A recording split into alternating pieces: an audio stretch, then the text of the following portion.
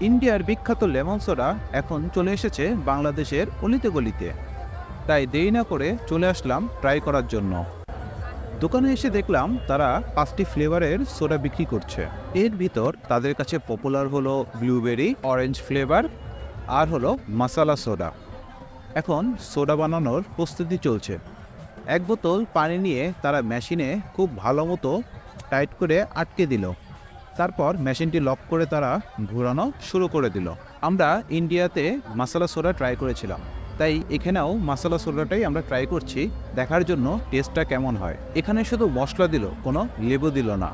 কিছুক্ষণ পরে দেখি 7 আপের মতন জাহাজ ছাড়তে ছাড়তে সোডা রেডি হয়ে গেল। ঘুরতে ঘুরতে এত তাড়াতাড়ি সোডা তৈরি হয়ে গেল বুঝতেই পারলাম না। তারপর গ্লাসে ঢেলে চামচ দিয়ে নাড়া দিয়ে হাতে ধরিয়ে দিল। সোডার ঝাঁজটা কম ছিল, তাই টেস্টটা একটু কম পেয়েছি।